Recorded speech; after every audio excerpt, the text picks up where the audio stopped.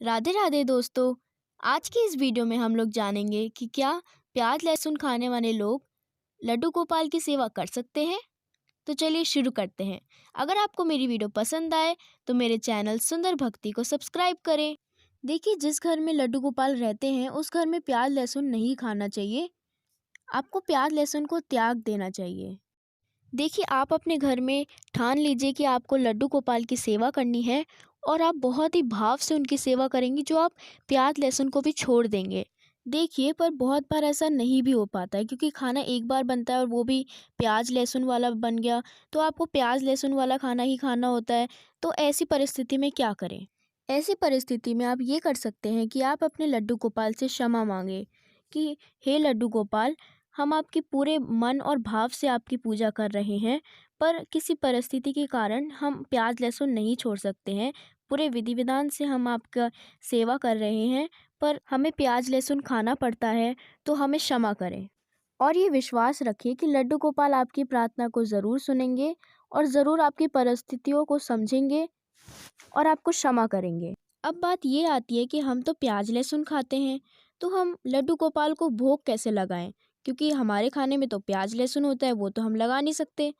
तो बहुत सारे भोग ऐसे होते हैं जिसमें प्याज लहसुन दूर दूर तक होता ही नहीं है। जैसे कि दूध हो गया, माखन मिश्री हो गया, फ्रूट्स हो गए, इसमें प्याज लहसुन कहाँ होता है? तो आप भी इनमें से किसी भोग को लड्डू गोपाल को लगा सकते हैं। ऐसी 2-3 चीज़ें ही नहीं है जिसमें आपका प्याज लहसुन का प्रयोग नहीं होता है। ऐसी बहुत सारी चीज़ें हैं जिसमें प्याज लहसुन का प्रयोग नहीं होता है। आपको घर में बहुत सारी चीज़ें मिल जाएँगी।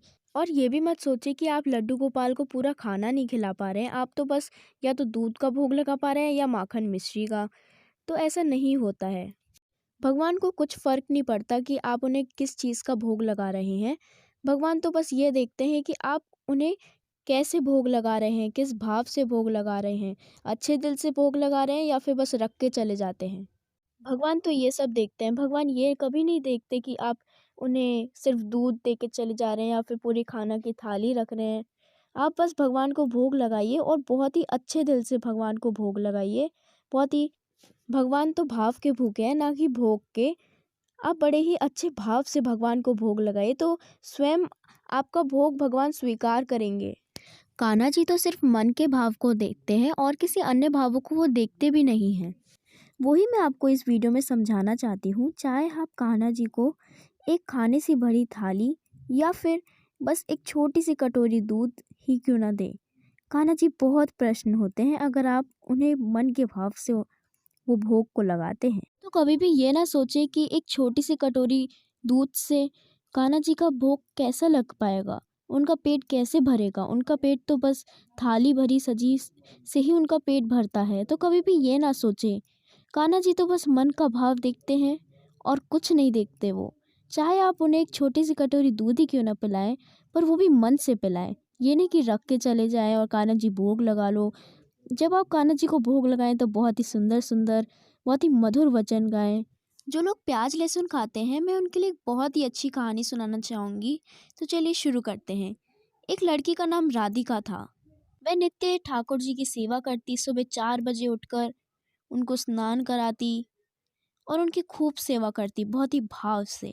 और उसने ये ठान लिया था कि उसे ठाकुर जी की सेवा करनी है और वो प्याज लहसुन को त्याग देगी जिंदगी भर। जब तक उसकी सांसें चलेंगी, जब तक वो ठाकुर जी को भोग लगाया करेगी, तब तक वह प्याज लहसुन को त्याग देगी। और उसने वैसा ही किया।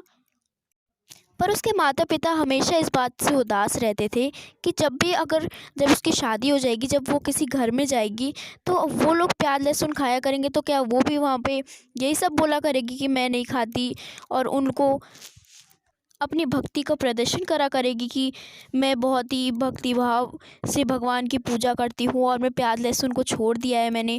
क्या जब इसकी शादी हो जाएगी तब भी ये ससुराल वालों को ऐसा कहेगी? फिर उसके परिवार वालों ने सोचा कि क्यों ना हम ऐसा करें कि कोई भी राधिका से बात ही ना करे, जिससे वो पछताए।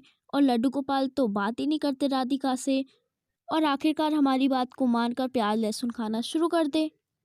फिर उन सब ने ऐसा ही किया। घर का कोई भी सदस्य अगले दिन से राधिका से बात करना ही छोड़ दिया। फिर राधिका के मन में थोड़ा सी उदासी तो आई, पर तब भी वो प्रभु भक्ति में लीन रहती थी। उसे ये भी नहीं पता चलता था कि क्या घर के लोग उससे बात नहीं करते। तो जब सब लोग राधिका से बात किया करते थे पहले, तब राधिका चुपचाप किचन में जाकर लड्डू गोपाल के लिए भोग बना दिया करती थी। वो भी पूरी थाली भरकर, उसमें पूड़ी रखती थी, उसमें सब्जी रखती थी, उसमें चावल रखती थी, उसमें लड्डू रखती थी, उसमें पानी रखती थी। पूरे विधि विधान से उनका राधे राधे जपते जपते लड्डू गोपाल का भोग बनाती थी पूरी थाली भरकर। पर अब तो राधिका से कोई बात ही नहीं करता था और उसे ये भी बोल दिया था कि तुम किचन में आया मत करो। तो अब राधिका के मन में बस एक ही सवाल, वो सवाल ये था कि अब मैं लड्डू गोपाल को भोग किस चीज़ का लगाऊं। मेरे पास तो कोई ऐसी चीज़ ही नहीं है जिससे मैं लड्डू गोपाल का भोग लगा सकूं, और मुझे तो किचन में आने से भी मना कर दिया जिससे मैं लड्डू गोपाल की भोग की थाली बना लूं। फिर भक्त राधिका को एक चीज़ सूझी। वो चीज़ ये थी कि राधिका के घर में एक गाय थी, तो क्यों ना वो ये करे कि उस गाय का 4 बजे उठकर दूध निकाल ले, और वो भी बस थोड़ा सा, जिससे किसी को पता भी ना चले और कोई उसकी बात से नाराज़ भी ना हो। फिर राधिका रोज़ ऐसा करने लगी। वो बस थोड़ा सा गाय का दूध निकाल लेती 4 बजे उठकर, और इससे किसी को पता भी नहीं चलता था और कोई उससे नाराज़ भी नहीं होता था। पर फिर वह सारे दिन यही सोचती रहती थी कि क्या लड्डू गोपाल का इतने थोड़े से दूध में क्या पेट भर जाता होगा? क्या मुझे यही भोग लड्डू गोपाल को लगाना चाहिए? तो उसने उसी दिन से ठान लिया कि जो लड्डू गोपाल भोग लगाएंगे वो ही मैं भोग लगाऊंगी। अब लड्डू गोपाल को तो बस एक छोटा सा गिलास दूध चढ़ता था, तो अब क्या वो बस एक छोटे से गिलास दूध में दिन भर अपना कैसे गुजारे। पर तब भी उसके मन में बहुत भक्ति थी, और तब भी उसने कुछ नहीं सोचा और रात में ऐसे ही सो गई। और ऐसे ही वो निरंतर करने लगी। रात में बस एक छोटा सा गिलास, सुबह शाम जो भोग चढ़ता था वो बस एक छोटा सा गिलास, वो बस उसे ही पी लेती और रात को भूखे पेट सो जाती। जबकि उसके परिवार वाले पूरे खाना खा के सोते, जबकि वो खाना प्याज लहसुन का होता। तब भी उसके मन में बहुत भक्ति भाव था। अब रोज़ ऐसा ही होने लगा, वह भूखे पेट सोने लगी। बस 2 टाइम छोटे छोटे गिलास दूध पीती थी। एक दिन क्या हुआ, श्री बांके बिहारी की कृपा से जो उसके परिवार वाले थे उनके मन में एक सपना आया। उसके जो परिवार वाले थे उनको एक सपना आया।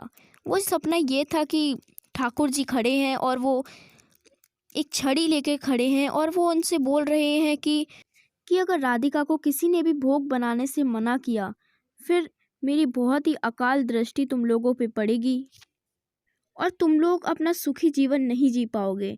तो इसलिए अब से राधिका को भोग मेरा बनाने दिया करो, उसको टोका ना करो, उसको रोका ना करो, और उसको भक्ति भाव से मेरी पूजा करने दिया करो। उसी दिन से राधिका को कोई नहीं रोका करता था और राधिका बहुत ही अच्छे भाव से भगवान को भोग लगाती थी। और भगवान ने फिर राधिका को भी एक सपना दिखाया। वो सपना ये था कि मेरा मन तो भाव का भूखा है राधिका, अगर तुम मुझे एक छोटी सी कटोरी दूध ही क्यों ना पिलाओ, मैं उसमें भी खुश हो जाता हूँ। मुझे एक भोग भर के थाली नहीं चाहिए राधिका, और कभी भी आइंदा ऐसा मत करना कि तुम जो भोग मेरे को लगाओ वो ही खा के सो जाओ। भर पेट खाना खा के सोया करो राधिका। मैं तो बस भाव का भूखा हूँ, ना कि भोग का। तो इस कहानी से हमें ये शिक्षा मिलती है कि कभी भी हमें अपना दिल नहीं दुखाना चाहिए, चाहे हम भोग में एक छोटी सी कटोरी दूध ही क्यों ना भगवान को पिलाएं।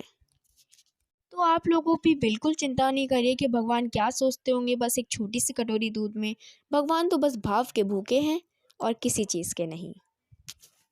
तो अगर आप लोगों को मेरी ये छोटी सी प्यारी कहानी पसंद आई और ये वीडियो पसंद आई तो मेरे चैनल को सब्सक्राइब करें और बेल आइकन को दबाएं नोटिफिकेशन के लिए। अब फिर मिलेंगे एक नई वीडियो के साथ। राधे राधे।